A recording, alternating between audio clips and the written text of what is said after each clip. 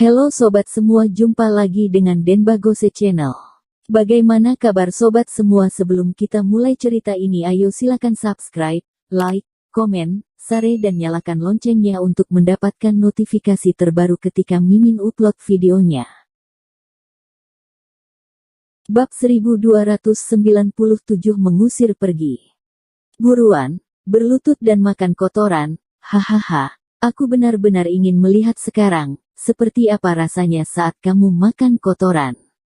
Kenapa? Apakah pria dewasa tidak menepati janjinya? Satu ucapan bagaikan janji yang tidak bisa diingkari. Cowok bukan? Apakah kamu ingin menghindar? Kang Santang menatap Thomaskin dengan kejam. Vivin juga cukup khawatir. Thomaskin mendesak abis Kang Santang dan mulai menggigit orang.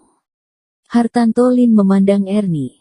Tang, apa yang dikatakan Kang Santang tidak sepenuhnya tidak masuk akal. Jika Thomaskin benar-benar mengenal orang yang begitu kuat, mengapa dia harus tinggal di klinik kecil dan merasa tertekan? Thomaskin, mungkinkah hanya membual? Tapi sekarang Kang Santang akan menghancurkannya sampai akhir, terlepas dari halangan siapapun. Apakah kamu bisu sekarang? Kamu bicara, jika seorang pria, kamu harus bertanggung jawab atas apa yang kamu lakukan. Berlutut, makan kotoran anjing, cepatlah. Ying Nasun memelototi Thomaskin. Bersaing dengan anakku, kamu bermimpi sana, kemampuan anak aku juga bisa kamu tandingi. Orang yang tidak tahu kemampuan diri sendiri, sudah ketahuan sekarang. Tidak bisa sok hebat lagi.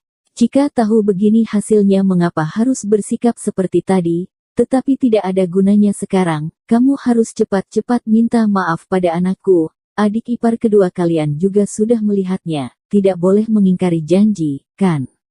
Hehehehe, seseorang yang terlalu percaya diri tidak akan pernah berakhir dengan baik. Kami tidak ingin mempermalukannya, dia yang memaksa ingin membual, rasakan sekarang, berbukti, kan? Ernie Tang tampak tidak berdaya, menyuruh Thomaskin untuk berlutut dan makan kotoran. Bagaimana ini bisa mungkin? Tetapi ketika kedua orang itu saling menyerang, mereka saling yakin, berkata dengan sangat berapi-api.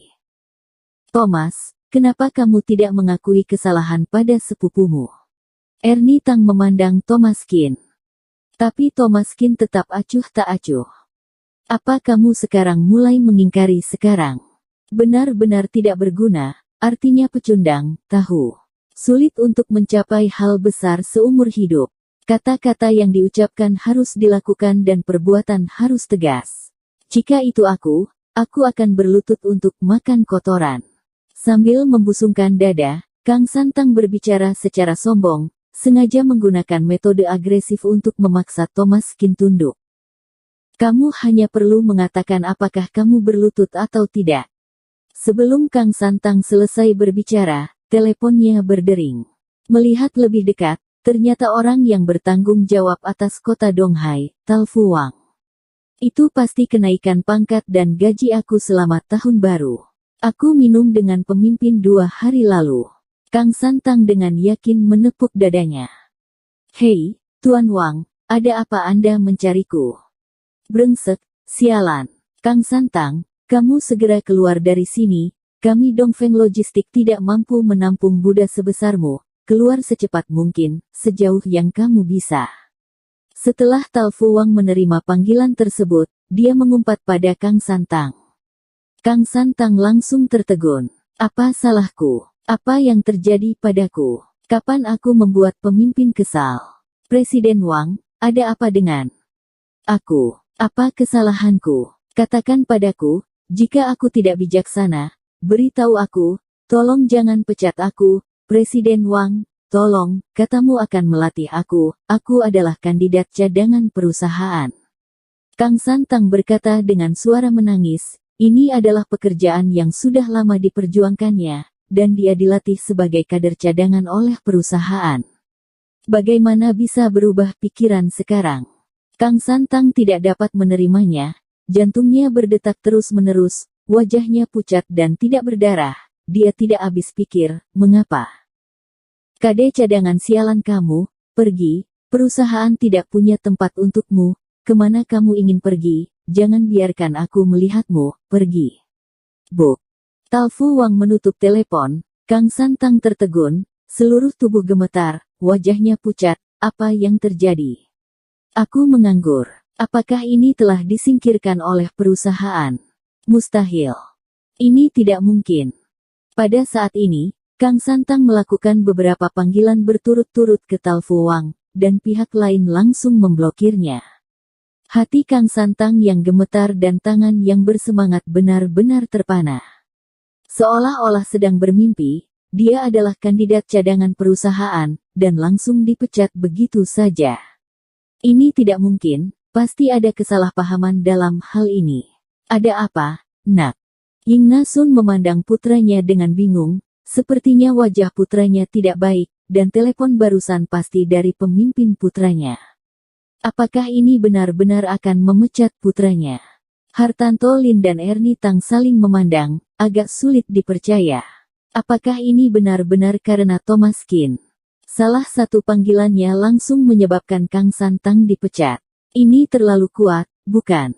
Tampaknya Thomas Qin sangat mengenal bos besar dari Dongfeng Logistik. Vivin juga penuh dengan kekhawatiran.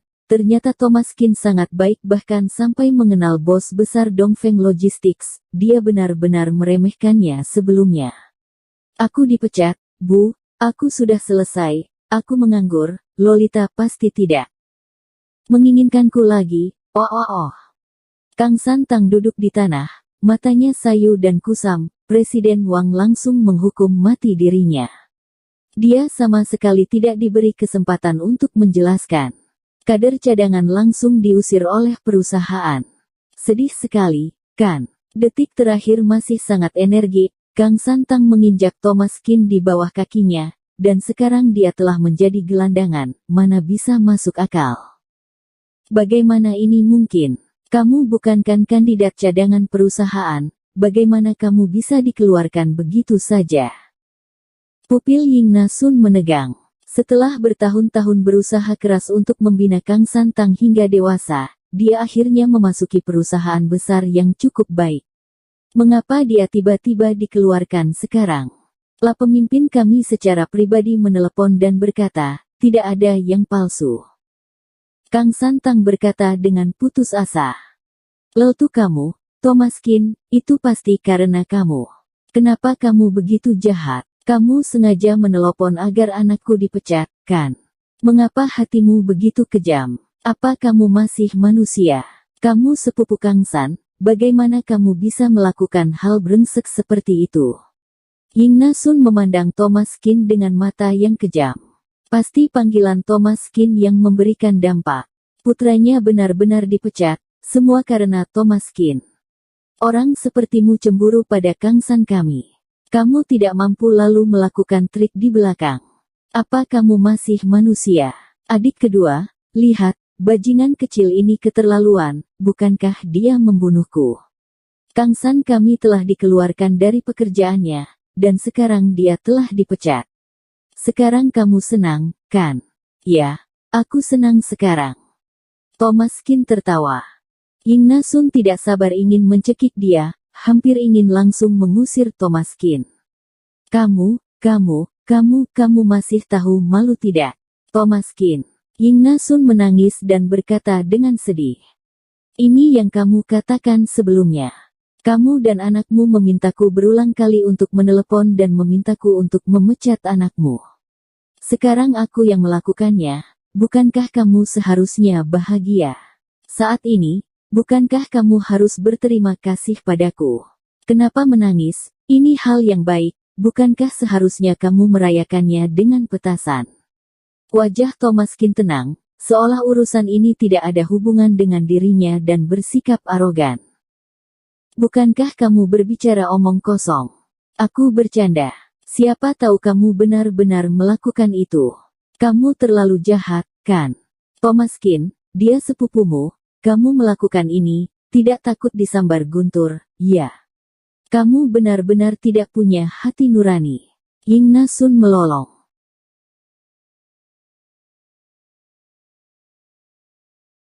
Bersambung. Terima kasih kepada kalian yang telah menonton video ini. Jangan lupa tekan tombol subscribe-nya dan nyalakan notifikasinya untuk mendapatkan video-video seru lainnya dari channel Denbagose.